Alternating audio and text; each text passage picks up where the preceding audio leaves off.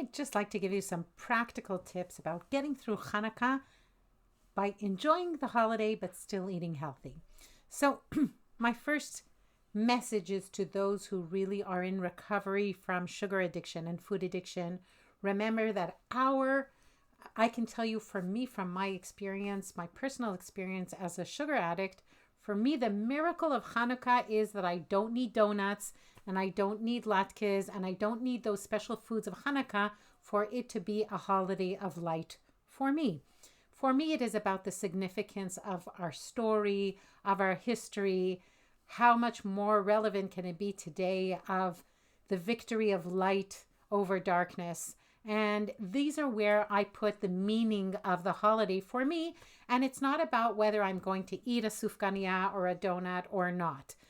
Having said that, maybe there are some people who are not addicted to sugar and flour, or maybe, for example, I eat potatoes, but I prefer not to eat potato latkes because here's the thing.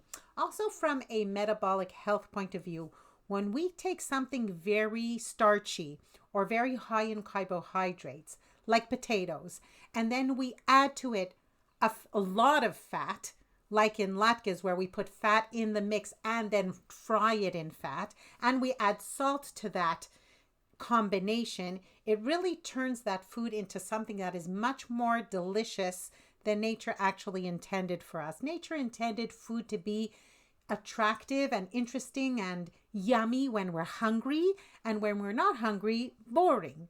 Now, all these very rich and delicious foods, until very recently in our human history, were rare.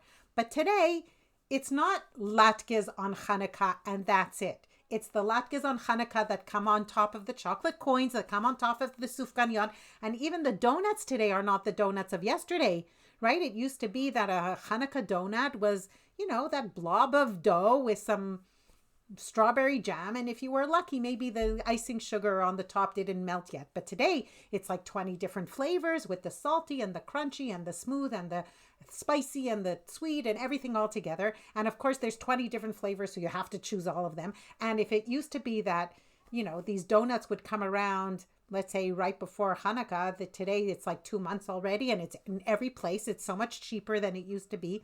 So we have to remember that it's not just about, am I going to eat a donut or not? Am I going to have latkes at a Hanukkah dinner or not? It's about that today it's much more frequent. The foods are much richer and much more much more addictive. And there's a lot more, and the choices are much more. And the minute we have higher choices, we also tend to eat more.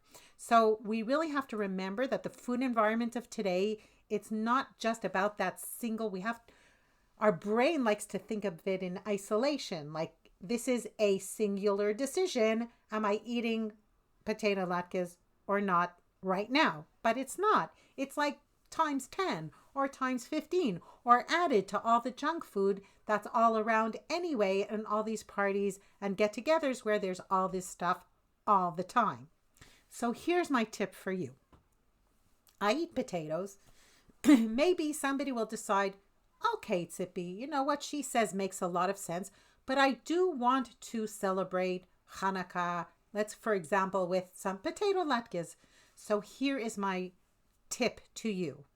And this is a methodology that I teach in my GPS method, or the Ya'ad method, as I call it in Hebrew, but that's another talk anyway, what that means.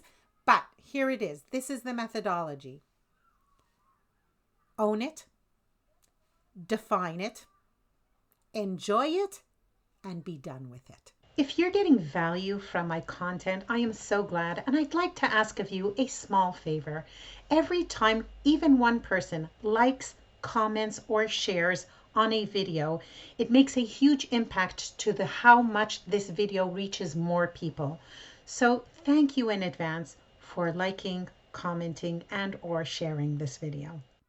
These are the 4 stages to planning. If you are a food addict, or if you know that you struggle with these very rich, very enticing, very tasty, very addictive foods but you want to enjoy it, then first of all, own it. Don't start saying, I'm going to, I'm not going to, I'm going to try not to. Yoda in Star Wars says, try or try, do or do not. There is no try. So make a decision.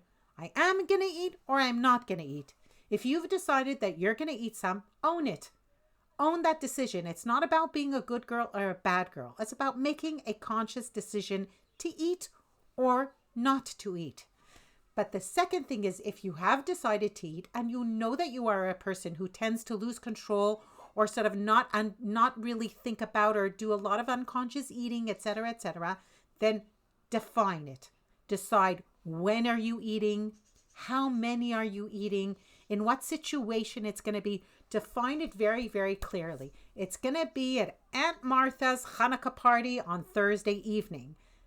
How many? That's part of the definition. And I know that she serves the latkes. I'm going to have 2, and I'm not going to add the sour cream that she always puts on the table with the latkes. For example, maybe somebody else will decide, I will put the sour cream.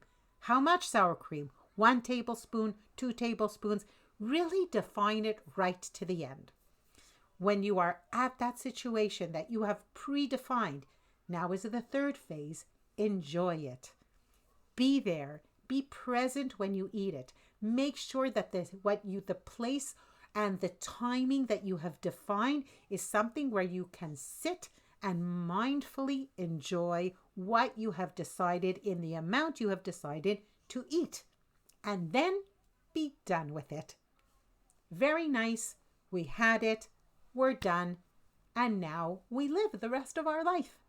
So when you do something like that, it doesn't become this sort of amorphous negotiation in your head.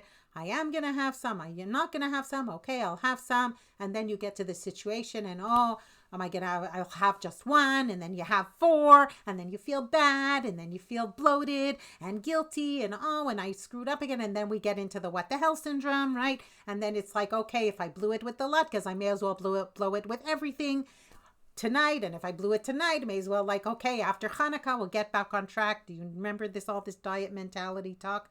So when we do that methodology, right, own it, define it very, very clearly and very specifically, enjoy it, and be done with it.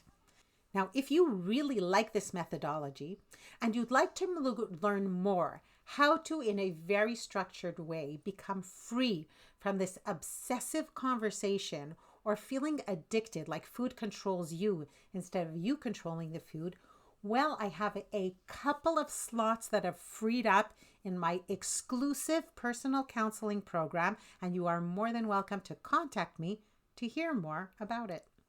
Have a happy Chanukah. Bye-bye.